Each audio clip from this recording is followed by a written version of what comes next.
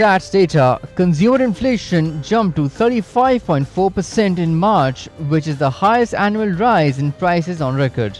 The inflation is mainly driven by skyrocketing costs of food, electricity, beverages, and transport. Poor citizens are already feeling the brunt of such high inflation, which has become relentless on the back of a messy cocktail of factors like political instability, years of financial mismanagement, the rupee's depreciation, and as the government's desperate attempts to meet IMF conditions to unlock a much-needed bailout. Since the beginning of Ramzan, at least 20 people have been killed in stampedes at food distribution centers across the country. The March inflation annual rate was the highest since July 1965 and is expected to rise in the coming months. Minister of State for Petroleum Musaddiq Malik has said that the government will place its first order for Russian crude oil next month. The minister added that it would take about 4 weeks for the commodity to reach Pakistan. Last year, Finance Minister Ishaq Dar had said that the country was considering buying discounted Russian oil. He had pointed out that the neighboring India has been purchasing oil from Moscow. Hence, Islamabad also has a right to explore the possibility. Subsequently, Musaddiq Malik had flown to Moscow for talks on issues including oil and gas supplies. Soon after, the government announced that it would purchase discounted crude oil, petrol, and diesel from Russia. Later, in January 2023, a Russian delegation arrived in Islamabad for talks to finalize the deal. During the 3-day meeting, the countries decided to address all technical issues, insurance, transportation, and payment mechanism to sign an agreement by late March this year. Nearly 30 mobile phone assembly companies in Pakistan have furloughed employees after paying them half of their April salaries in advance. Mobile manufacturers say that the industry requires imported parts and components worth $170 million every month to operate at full capacity, but the government is not allowing the opening of credit letters amid dollar shortage. They said no letters of credit had been opened since the last week of December.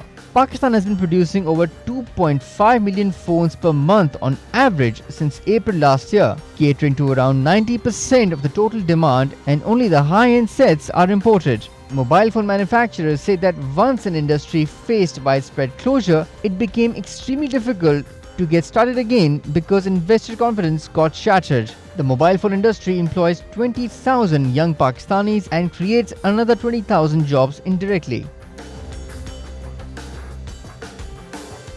The monthly sales tax collection by the Sindh Revenue Board jumped by a record 28% year-on-year to 19.034 billion rupees in March. The Sindh Revenue Board collection reached 128.206 billion rupees in the first 9 months of 2022-23 from 104.800 billion rupees in the corresponding period last year, indicating a growth of 22% or 23.406 billion rupees. According to the Provincial Revenue Authority, this is a record collection despite the slowing down of the economy and flood devastations.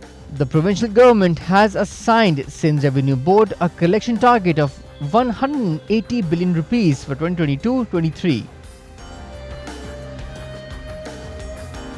According to a new World Bank report, low human capital investments will limit the realization of Pakistan's ambition to become an upper middle income country by 2047. Pakistan's human capital index value of 0.41 is low in both absolute and relative terms. It's lower than the South Asia average of 0.48, with Bangladesh at 0.46 and Nepal at 0.49.